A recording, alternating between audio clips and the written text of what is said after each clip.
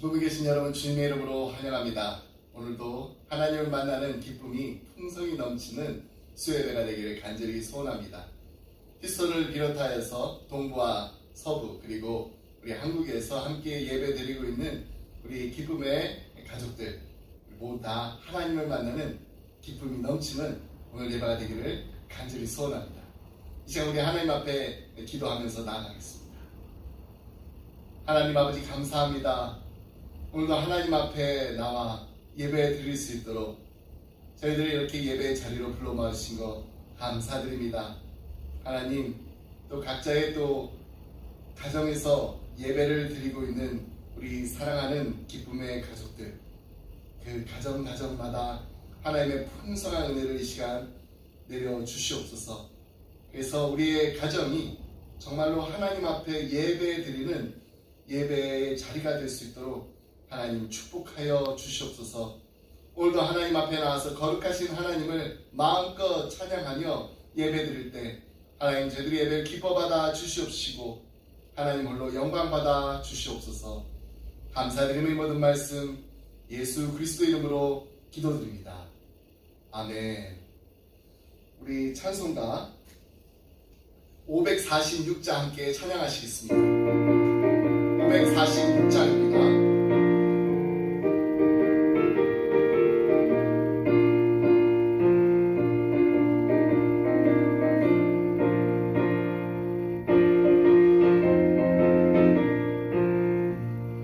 주님 약속하신 말씀 위에서 영원토록 주를 찬송하리라.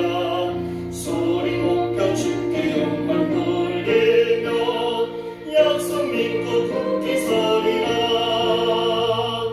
굳게 서리 영원하신 말씀 위에 굳게 서리 굳게 서리 그 말씀 위에 굳게 서리라. 주님 약속하신 말씀 위에서 세상 염려 내게 엄습할 때에 용감하게 힘써 싸워 이기며 약속 믿고 굳게 서리라. 굳게 서리 영원하신 말씀 위에 굳게 서리 굳게 서리 그 말씀 위에 굳게 서리라.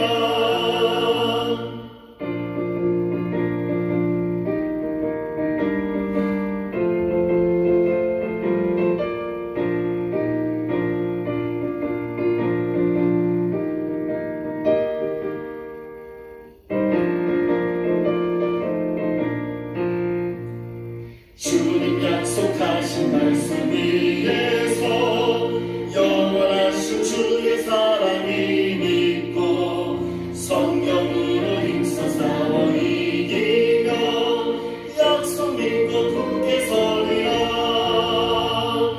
굳게 서리 영원하신 말씀 위에 굳게 서리 굳게 서리 그 말씀 위에 굳게 서리라.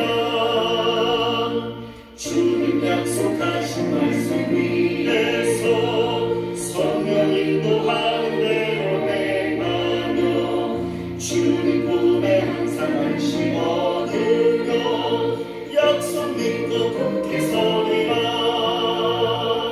굳게 서리 영원하신 말씀 위에 굳게 서리 굳게 서리 그 말씀 위에 굳게 서리라. 아멘. 찬송가 505장입니다. 온 세상 위하여 505장 함께 찬양하시겠습니다.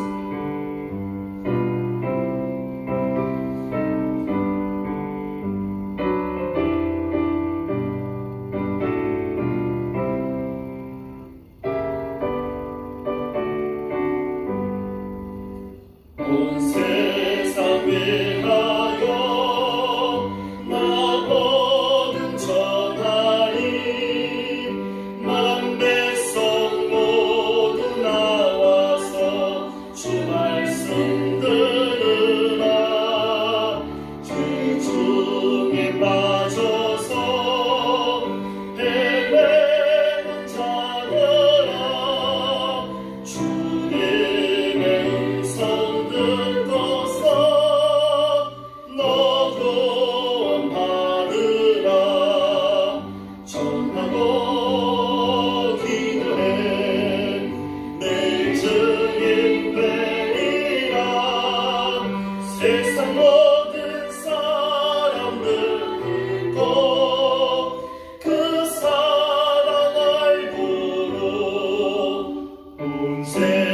세상 위하여 이 복음 전하리. 저 죄인 회개하고서 주 예수 믿으라. 이 세상 구하려 죽어라 가신 것 나 증거하지 않으면 그 사람 모르리. 전하고 기도해 내 증인 되라. 세상 모든 사람 다 듣고 그 사랑 알도록.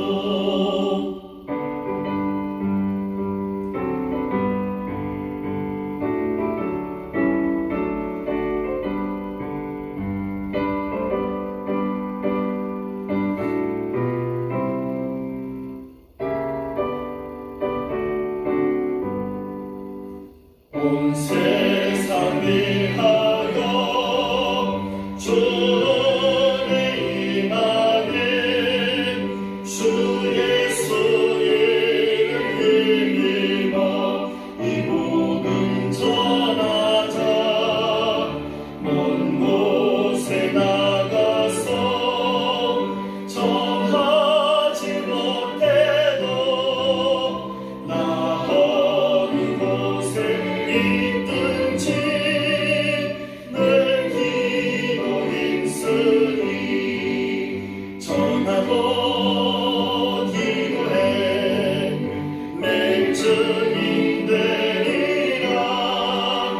세상 모든 사람 다 듣고 그 사랑 알도록.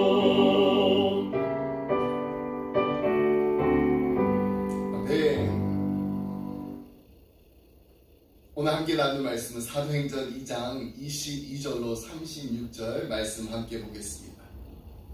사도행전 2장 22절로 36절 말씀, 우리 말씀 한 절씩 교독하겠습니다. 이스라엘 사람들아, 이 말을 들으라. 너희도 아는 바와 같이 하나님께서 나사렛 예수로 큰 권능과 기사와 표적을 너희 가운데서 베푸사 너희 앞에서 그를 증언하셨느니라. 그가 하나님께서 정하신 뜻과 미리 아신 대로 내준 바 되었거늘 너희가 법 없는 자들의 손을 빌려 못 박아 죽였으나 하나님께서 그를 사망의 고통에서 풀어 살리셨으니 이는 그가 사망에 매여 있을 수 없었음이라. 다윗이 그를 가리켜 이르되 내가 항상 내 앞에 계신 주를 배웠으며 나로 요동하지 않게 하기 위하여 그가 내 우편에 계시도다. 그러므로 내 마음이 기뻐하였고 내 혀도 즐거워했으며 육체도 희망에 거하리니 이는 내 영혼을 음부에 버리지 아니하시며 그의 거룩한 자로 썩음을 당하지 않게 하실 것이미로다. 주께서 생명의 길을 내게 보이셨으니 주 앞에서 내게 기쁨이 충만하게 하시리로다 하였으므로 형제들아, 내가 조상 다윗에 대하여 담대히 말할 수 있노니 다윗이 죽어 장사되어 그 묘가 오늘까지 우리 중에 있도다. 그는 선지자라. 하나님이 이미 맹세하사 그 자손 중에서 한 사람을 그 위에 앉게 하리라 하심을 알고 미리 원고로 그리스도의 부활을 말하되 그가 음부에 버림이 되지 않고 그의 육신이 썩음을 당하지 아니하시리라 하더니 이 예수를 하나님이 살리신지라 우리가 다 이 일의 증인이로다. 하나님이 오른손으로 예수를 높이심에 그가 약속하신 성령을 아버지께 받아서 너희가 보고 듣는 이것을 부어주셨느니라. 다윗은 하늘에 올라가지 못하였으나 친히 말하여 이르되 주께서 내 주에게 말씀하시기를 내가 내 원수로 내 발등상이 되게 하기까지 너는 내 우편에 앉아있으라 하셨도다 하였으니. 함께 있습니다. 그런즉 이스라엘 온 집은 확실히 알지니 너희가 십자가에 못 박은 이 예수를 하나님이 주와 그리스도가 되게 하셨느니라 하니라. 아멘. 오순절날 성령님께서 제자들에게 임하셨을 때 제자들은 성령님께서 말하게 하심에 따라 다른 언어들로 말하였습니다. 그것은 다른 사람이 알아들을 수 없는 소위 천사의 방언이 아니라 세계 도처에서 온 사람들이 각기 자신들의 모국어로 알아듣는 이해 가능한 언어였습니다. 그 기한 현상을 이해할 수 없었던 사람들 중에 제자들을 가리켜 너희들이 술에 취했다라고 조롱하는 사람들이 있었습니다. 베드로는 자신들이 술 취한 것이 아니요 자신들에게 성령님께서 임하셨음을 밝히면서 그의 첫 설교를 행하였습니다. 이제 새 시대의 막이 올랐으니 세상도 이를 알아야 했습니다. 그래서 베드로가 일어나 처음으로 대중 앞에서 설교를 한 것입니다. 그러면서 그는 이들이 술 취한 것이 아니라 구약에서 이미 예언된 일이 성취된 것이라 설명합니다. 그러면서 베드로는 청중을 이스라엘 사람들아 라고 부릅니다. 이스라엘 사람들아. 그들의 민족적 정체가 하나님의 언약 백성임을 상기시킨 것입니다. 일찍이 하나님은 이들을 하나님의 나라로 삼겠다고 약속하셨습니다. 계속해서 베드로는 나사렛 예수께서 그 나라의 왕, 곧 메시아이심을 선포합니다. 베드로의 설교를 보면은 5가지 요지로 구성되어 있습니다. 첫 번째, 예수님이 입증되시다. 두 번째, 예수님이 십자가에 못 박히시다. 세 번째, 예수님이 부활하시다. 네 번째, 예수님이 승천하시다. 그리고 마지막으로 5번째, 예수님이 영화롭게 되시다. 하나님께서는 예수님이 독특하게 위로부터 오신 분임을 입증하셨습니다. 신적인 능력이 없이는 어떤 인간도 행한 적이 없고 또 행할 수도 없는 일들을 예수님께서는 능히 이루셨습니다. 베드로는 그의 첫 설교에서 청중에게 분명하게 전합니다. 예수님께서는 권능과 기사와 표적을 많은 증인 가운데서 행하셨다. 두 번째로 베드로는 예수님이 십자가에 못 박히셨다라고 설교합니다. 이 3절 말씀 우리 함께 보겠습니다. 그가 하나님께서 정하신 뜻과 미리 아신 대로 내준 바 되었거늘 너희가 법 없는 자들의 손을 빌려 못 박아 죽였으나. 여기서 정하신이라 이런 이 표현은 지명하다, 지정하다라는 뜻이 있습니다.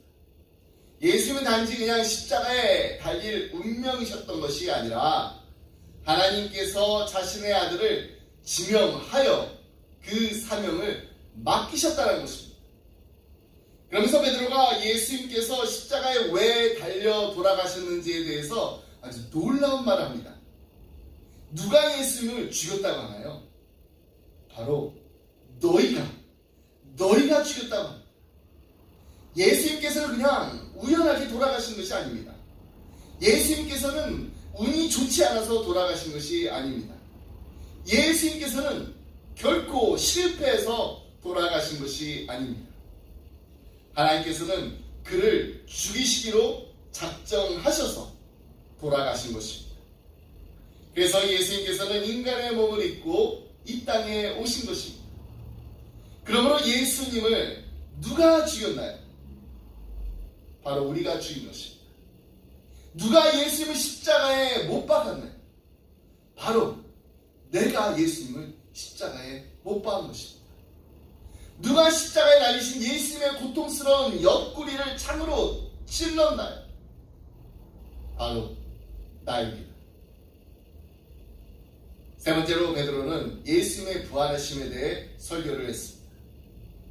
예수님은 하나님의 계획에 따라 죽으셨지만은 하나님은 예수님을 죽은 자 가운데서 다시 살리셨습니다. 그렇습니다.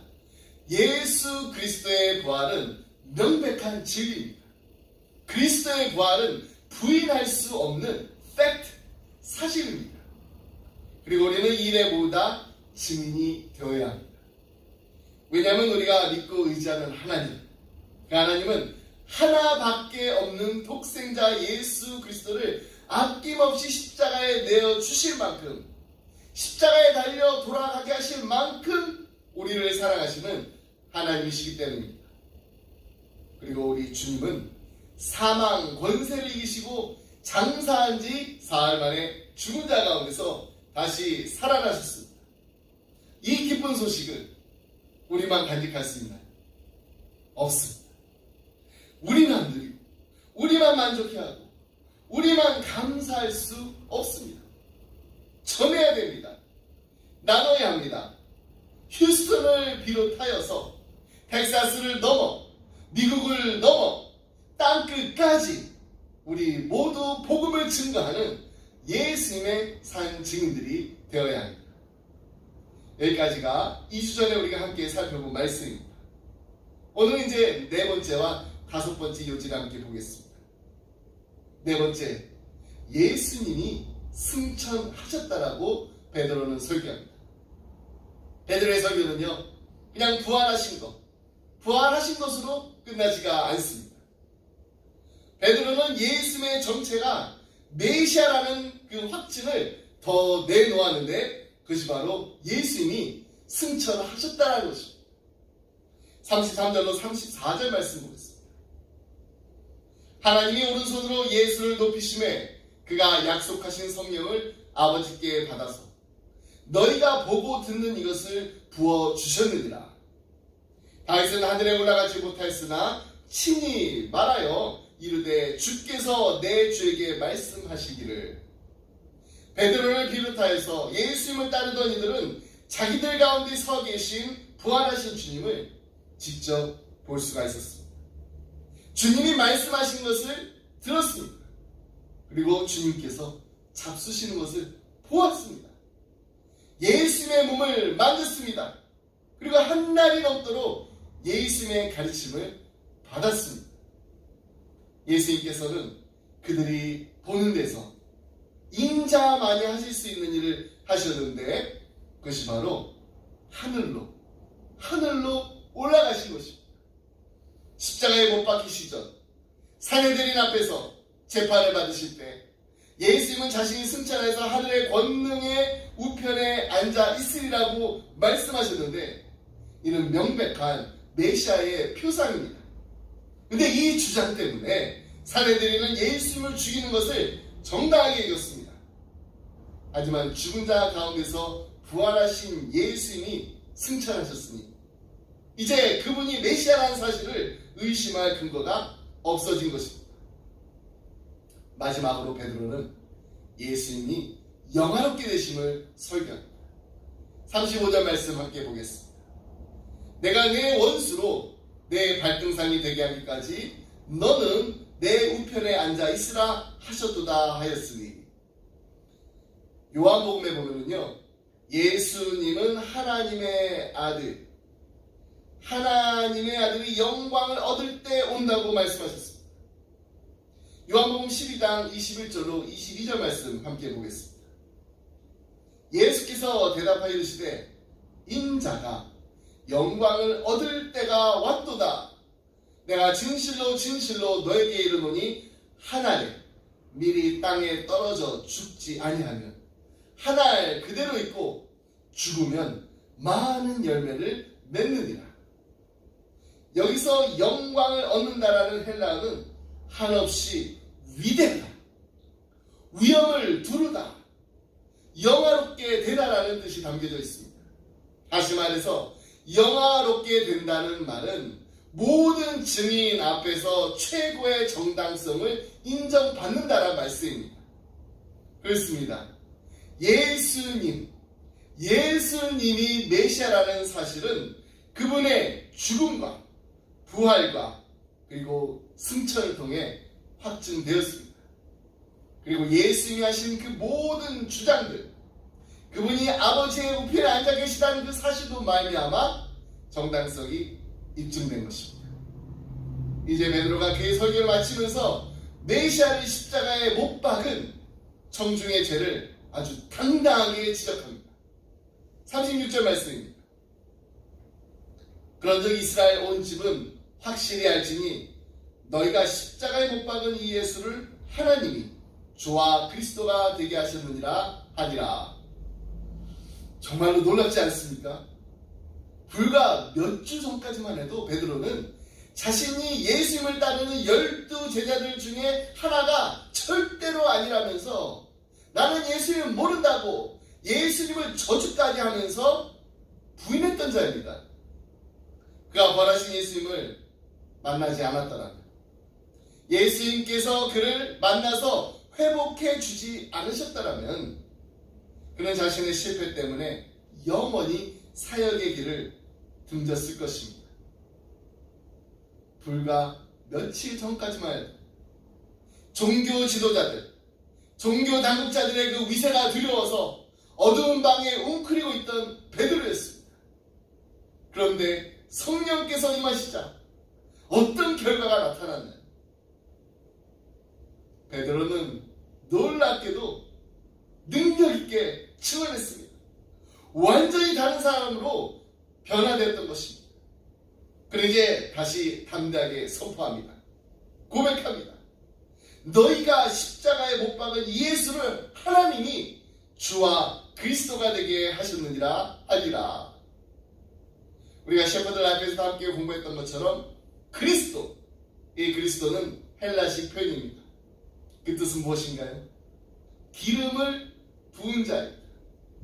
히브리식 표현으로 하면은 그리스도는 메시아입니다. 구약에서 기름을 부은 받은 세 가지 직종이 있었습니다. 왕, 선지자, 그리고 제사장입니다.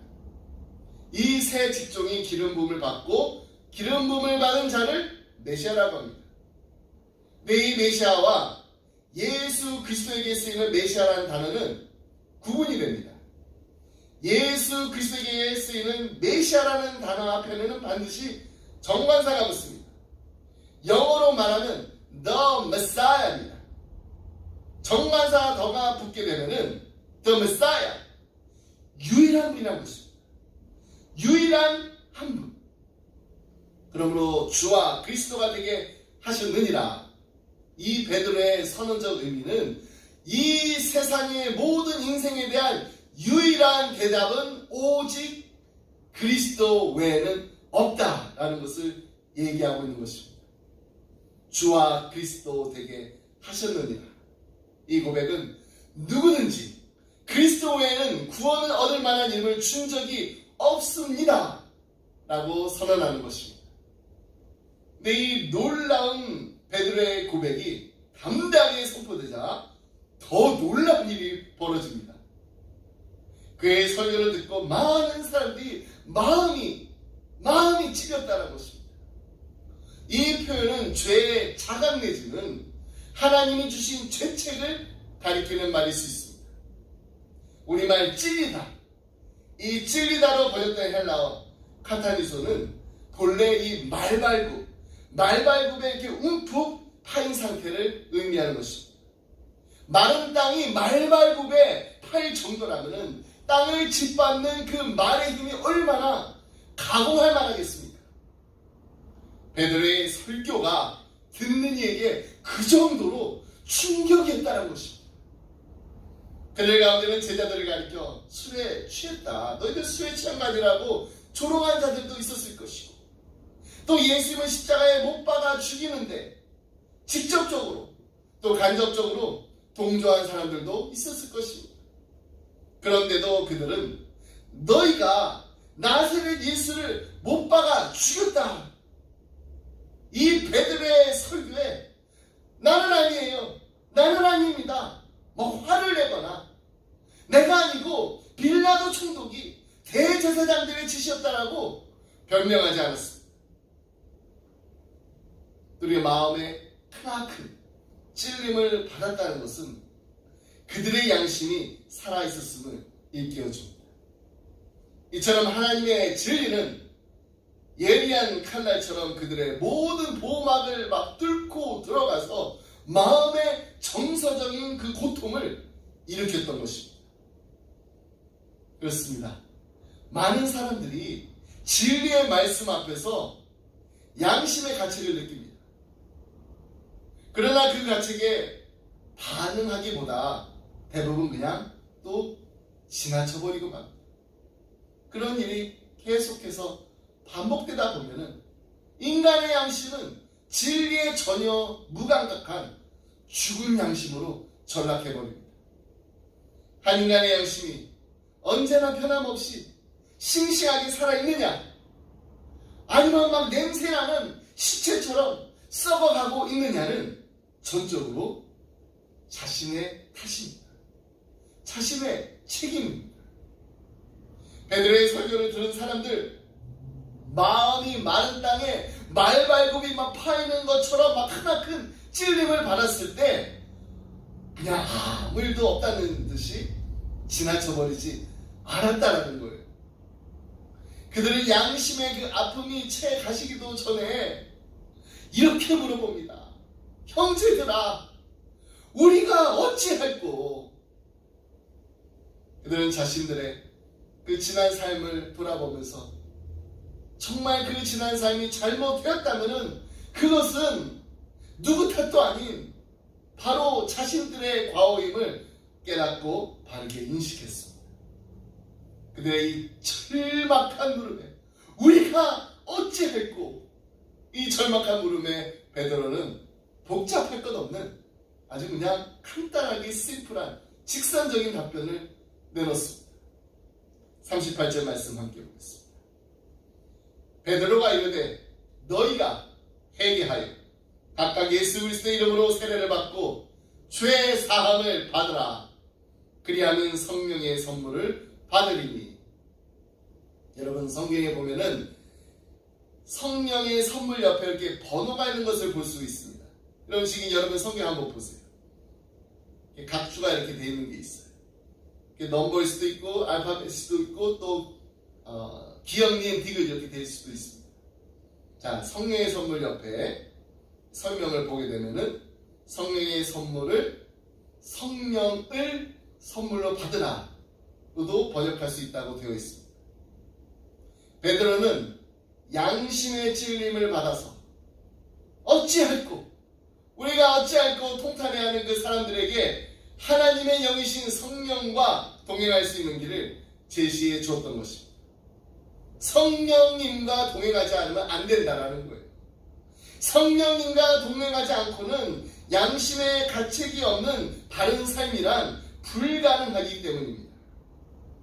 이를 위해서 베드로가 제시한 그 방안은 두 가지입니다. 첫 번째는 회개하라는 것입니다. 회개하라. 회개하라는 이 동사 메타노에어는 길을 바꾸라는 것입니다. 가던 길에서 돌아서라는 뜻입니다. 다시 말해서 회개를 하려면은 생각을 바꾸어 하나님이 잘못이라고 하신 그 모든 것에서 돌아서라는 것입니다. 방향을 돌려서 하나님의 도움을 구하여 하나님이 옳다라고 하신 그 방향으로 길로 가야 한다는 뜻입니다. 그렇습니다. 회개는요, 그냥 단지 그냥 뉘우침이 아니에요. 마태복음 27장에 보면은 자신이 저지른 그 엄청난 일 때문에 두려워하고 있는 유다의 얼굴을 볼 수가 있습니다. 그는 자신의 죄 때문에 두려워합니다. 그는 자신의 죄를 뉘우치고 있습니다. 하지만 유다는 회개하고 있는 것은 아닙니다. 27장 3절에 보면 예수님을 판 유다가 스스로 뉘우쳐 은 30을 대제사장들과 장로들에게 도로 가지고 옵니다. 영어 성경을 보니까 He was seized with remorse라고 번역하고 있습니다. remorse, 양심의 가책이라는 거예요. 하지만 유다는 지금 자신이 저지른 그 일이 얼마나 엄청난 일인지 깨닫고 두려워서 뉘우치기는 했지만은 진정한 회개는 하지 못했습니다. 그러면 repent 그리고 regret, 이 회개와 후회의 차이점이 어떻게 다를까요? repent, 회개하는 겁니다. 삶의 근본적인 동기와 나의 방향을 완전히 바꾸는 것입니다. 변화되는 것입니다. 하지만 regret, 이 regret은요, 유감스럽게 생각을 하면서 후회는 하지만 그 후회하는 감정으로만 그치게 되는 것입니다. 회개와 후회, 언뜻 보기에는 이 비슷한 의미를 가진 말로 생각할 수도 있습니다. 하지만 회개와 후회는 결과에서 엄청난 차이가 있습니다. 진정한 회개가 있었을 때는 정말 우리의 삶에 변화가 시작됩니다. 하지만 후회는요 그냥 후회로 그칩니다. 후회 뒤에는 아무런 변화를 기대할 수가 없습니다. 그래서 세례 요한이 바리새인들과 또 이 사두개인들 세례 베푸는 대로 자기가 세례 베풀 때 이렇게 오는 걸 보면서 뭘 하고 있습니까? 이 독사의 자식들아, 누가 너희를 가르쳐 임박한 분들을 피하라 하더냐? 그러므로 회개에 합당한 열매를 맺으라고 했습니다. 우리가 여기서 다시 한번 회개하는 것, 이 회개하는 데 필요한 것은 눈물도 필요합니다. 하지만 눈물만 흘리는 것으로 그치는 것이 아니라 회개하는 데 필요한 것은 행동이라는 것을 깨닫게 됩니다. 우리의 삶으로 회개의 열매를 맺어야 한다는 것입니다. 둘째로, 우리가 어찌할꼬 하는 이 자들에게 베드로가 제시한 방안, 그것은 바로 예수 그리스도의 이름으로 세례를 받고 죄사함을 받으라는 것입니다. 원문을 좀 더 정확하게 옮기면은 죄사함을 얻기 위하여 예수 그리스도의 이름으로 세례를 받으라는 것입니다. 여기서 베드로가 세례를 언급하는 것은 그냥 뭐 세례 받으면 다 된다는 것이 아니라 이 세례의 형식이 아니라 그 본질에 대한 요구를 하고 있는 것입니다. 세례의 본질 무엇인가요? 그것은 바로 그리스도와 연합하는 것입니다. 그리스도의 죽음과 연합하여 죄의 노예였던 우리의 그 옛사람이 죽고 또 그리스도의 그 부활과 연합한 새로운 삶의 출발점이 바로 세례입니다. 그러므로 베드로가 회개하여 예수 그리스도의 이름으로 세례를 받고 죄 사함을 얻으라고 한 것은 죄의 길을 떠나 구원자이신 그리스도와 연합한 삶을 살라고 촉구하는 것입니다. 죄로 인한 사망의 길에서 이제 돌아서서 생명이신 예수 그리스도와 연합한 삶을 살라는 의미인 것입니다. 지금 우리의 손에 움켜쥐고 있는 것들, 머지않아 그 움켜쥐고 있는 것들이 한 줌의 죄가 될 것인데 그 한 줌의 죄에 불과한 것들 이제 다 내려놓고 영원한 진리이신 그리스도와 연합하라는 것입니다. 한마디로 지금 베드로가 주문하고 있는 거, 추상적인 관념이 아니라 구체적인 행동을 말하고 있는 것입니다. 베드로의 설교는 마침내 40절에 이르러 이렇게 끝납니다. 또 여러 말로 확증하며 권하여 이르되 너희가 이 패역한 세대에서 구원을 받으라. 여기서 이 패역한으로 번역된 이 헬라어 형용사 스콜리오스는요, 곧다의 반대 개념입니다. 고든 것의 반대 개념은 무엇인가요? 삐뚤어졌다는 것입니다. 이 패역한 세대, 이 삐뚤어진 세대, 구원을 받으라는 것입니다. 그렇습니다. 세상은요, 날이 가면 갈수록 삐뚤어져 가고 있습니다. 인간의 심성도, 인간의 생각도, 인간의 행동도, 삶도 온통 진리에서 벗어나 계속해서 삐뚤은 길로 가고 있습니다. 그러나 회개와 세례의 삶을 추구하는 사람들에게는 이 삐뚤어진 세상에서도 바른 진리의 삶이 가능합니다. 여러분, 비록 우리는 연약합니다. 우리는 연약하지만 성령님께서 회개와 세례의 삶을, 다시 말해서 그리스도와 연합된 삶을 추구하는 우리를 언제나 곧고 바르게 세워주실 줄 믿습니다. 말씀했습니다. 어떤 흑인 목사님이 한 번은 교회에서 이제 장례식을 친다는 이제 발표를 했어요. 그런데 막상 죽은 사람의 이름은 또 밝히질 않았습니다. 그래도 이 많은 사람들이 그 장례식에 참석하기 위해서 왔어요. 설교단 이렇게 앞에 관이 놓여 있습니다. 그리고 여기저기에 이렇게 죽은 사람을 애도하는 꽃들이 놓여 있습니다. 근데 아직까지도 사람들은 몰라요. 누가 죽었는지, 누구의 장례식인지. 목사님이 이제 장례 설교를 하십니다. 그런데 죽은 사람을 이렇게 죽은 사람이 좋은 말, 이렇게 칭송하는 말 하지 않고, 또 유가족을 위로하는 말, 그런 말씀하지 않고, 오히려 그 사람이 살아있는 동안 있을 수 있는 그 모든 죄를 다 지었다고 하면서 정말로 사악한 삶이었다고. 그렇기 때문에 영원한 형벌을 받게 될 것이라고 했습니다. 정말 이런 장례식에서 이런 설교를 들어보신 적 있나요? 이제 설교 끝나자 목사님 사람들에게 이 끔찍한 죄인의 모습을 한 번씩 다 볼 수 있도록 나오라고 그랬어요. 그리고 관 곁으로 이렇게 와서 보게 했습니다. 사람들이 얼마나 궁금했겠어요. 도대체 어떤 사람이길래 목사님 장례식에서 이런 말을 할 정도일까? 막 궁금했던 사람들이 이제 몰려와서 관 속을 이렇게 들여다봅니다. 근데 관에 보니까 그냥 텅 비어 있어요. 대신 커다란 그 거울이 놓여 있어가지고 관을 이렇게 들여다보면은 자기 자신의 그 모습이 비쳤습니다.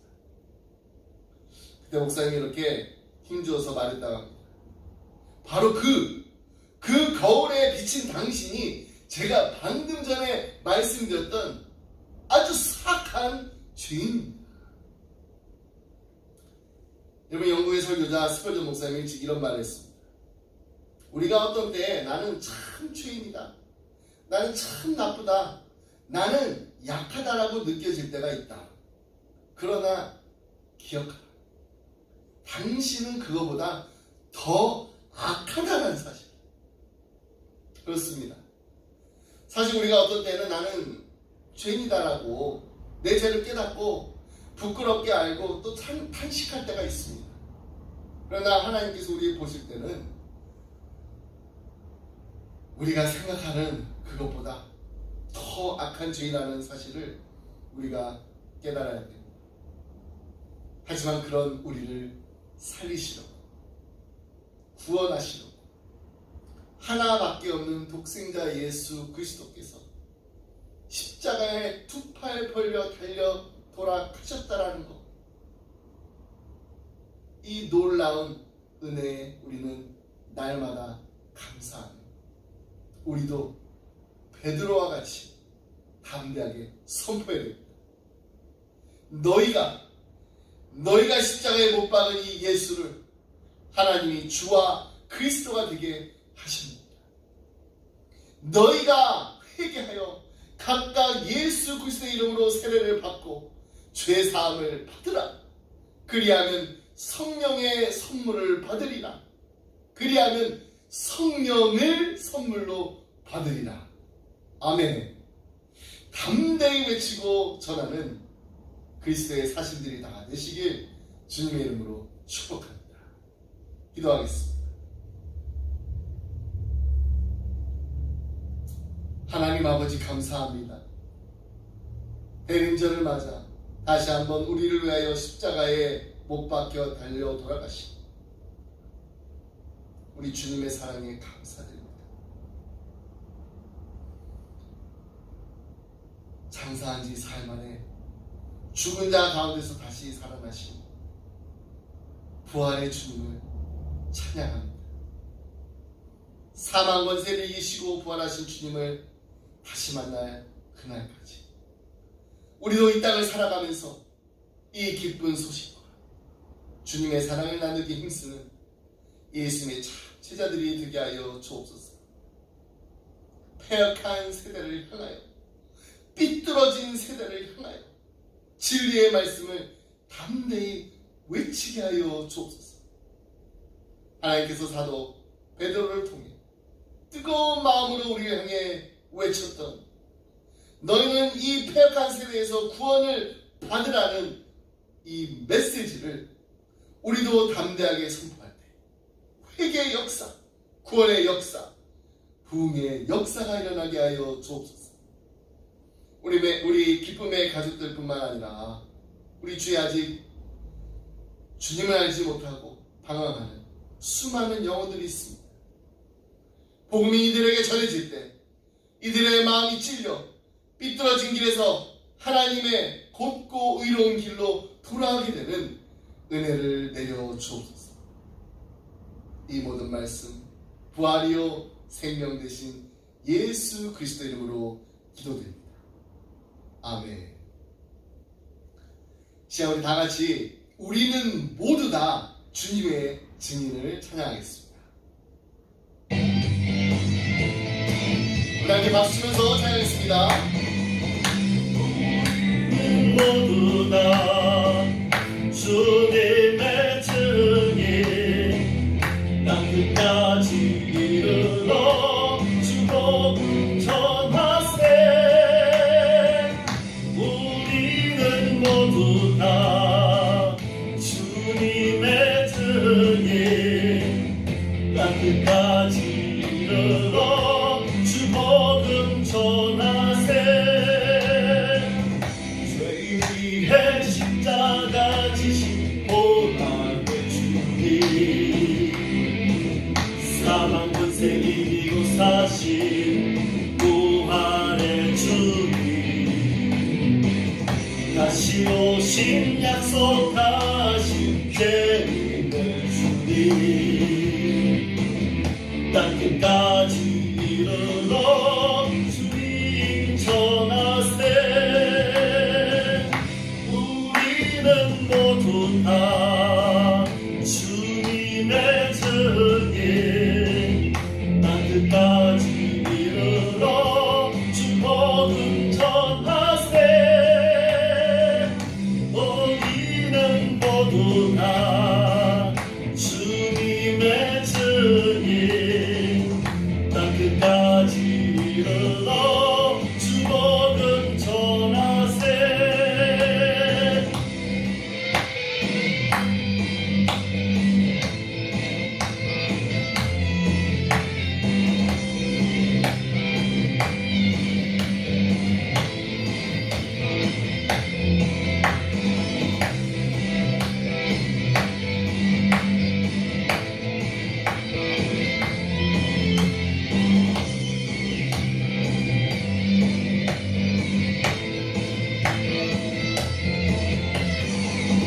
죄인 위해 십자가 지신 고난의 주님 사망 권세 이기고 사신 부활의 주님 다시 오신 약속하신 재림의 주님 땅 끝까지 이르러 주님 전하세.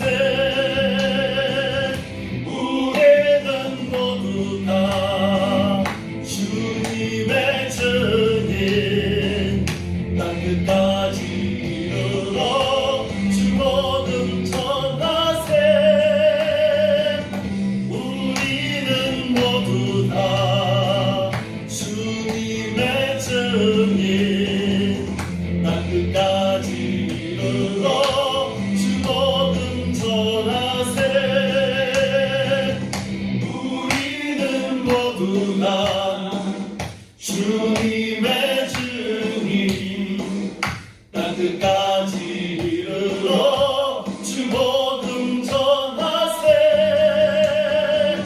우리는 모두 다 주님의 증인 땅 끝까지 이르러 주 복음 전하세.